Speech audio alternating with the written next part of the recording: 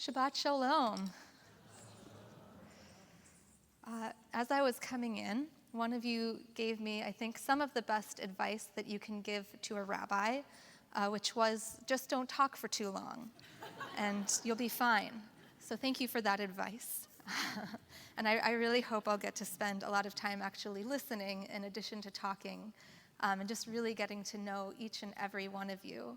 It's extraordinarily awesome and thrilling to be here, and I can't wait to build community together.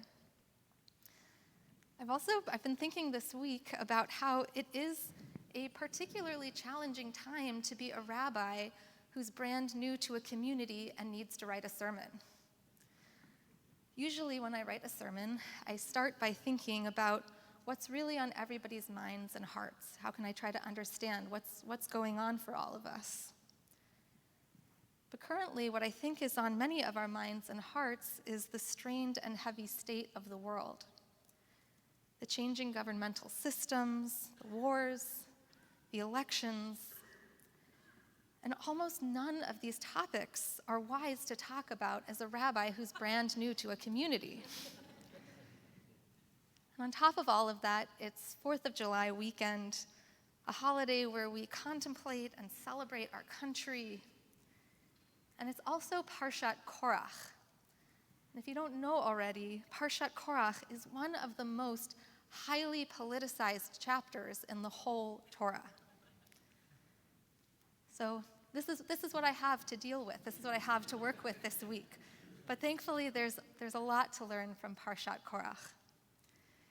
In Korach, a man named Korach leads a rebellious group in an uprising against Moses. And a showdown follows suit. Korach comes to Moses and he says, "Who do you think you are? Why are you in charge, basically instead of me?" Moses says to Korach, "Who do you think you are?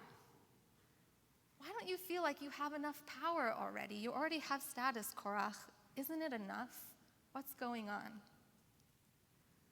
But Korach refuses to back down. So Moses says, "Meet me in front of the camp tomorrow. Meet me with all of your people, all of the people who are supporting your uprising, and God's going to make clear who is the real leader of this people." Korach and his people, sure enough, meet the next day, and you have to imagine an extraordinarily dramatic scene. Think of ritual fires burning, the earth is trembling, maybe there's smoke and lightning everywhere. And then, according to the story, the earth opens up, and Korach and all of his followers are swallowed whole by the earth. The story is dramatic and upsetting and violent, and it contains really important questions such as, who gets to claim authority as a leader? And when has someone had enough time and power? These ancient questions are suddenly jaw-droppingly relevant to our lives. But tonight, I'm wondering less about the questions themselves and more about what must it have been like to be an Israelite who was watching this whole thing take place?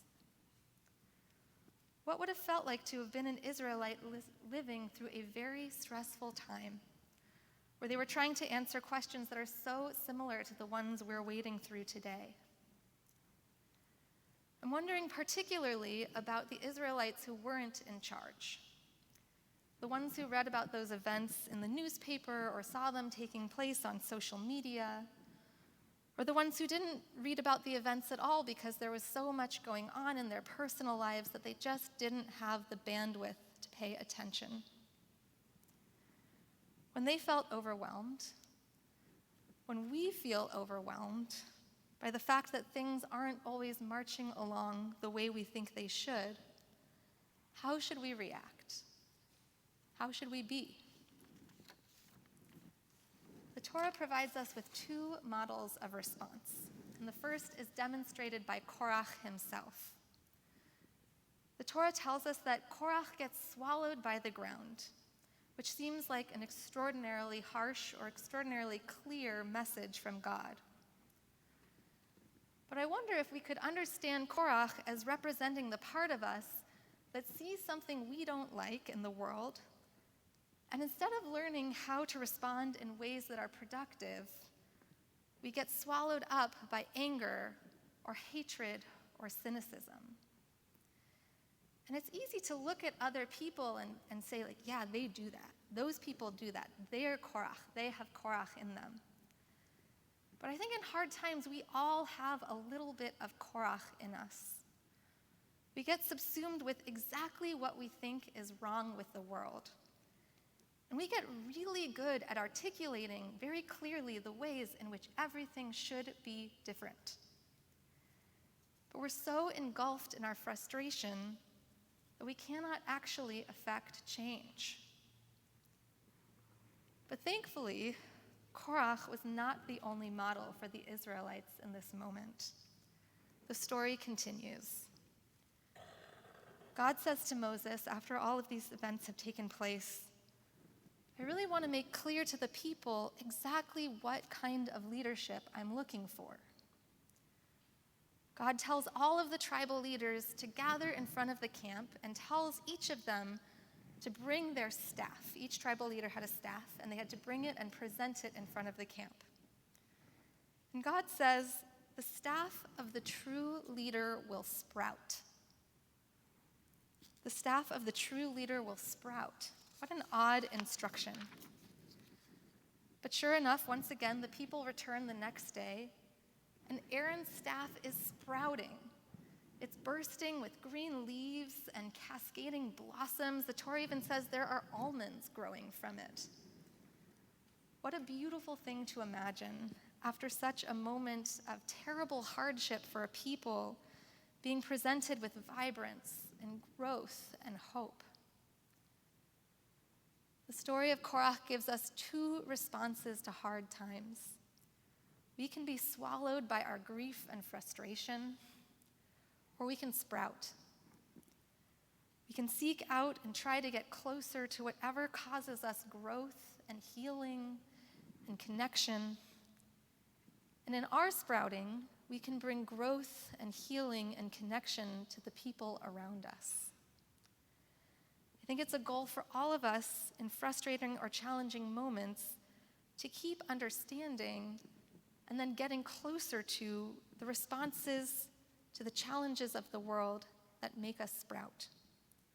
What gives us life and energy and hope right now? And what's going to allow us to give life and energy and hope to others in return? For some, this could look like political action. For others, it could look like direct service, understanding where they are needed and how they can serve others. For others, it might be calling a friend who's lonely and initiating a check-in. Because we're just starting to get to know each other, I'll tell you some of the things that I think make me sprout in hard times. They involve building community with people who see the world differently than me, looking for volunteer organizations or opportunities that are organized by people who know how to address specific issues better than I do. And also, I really enjoy, when I'm stressed, cooking very messy and elaborate meals, and then asking other people to help me clean up. I hope as we get to know each other that you can come up and tell me what makes you sprout too.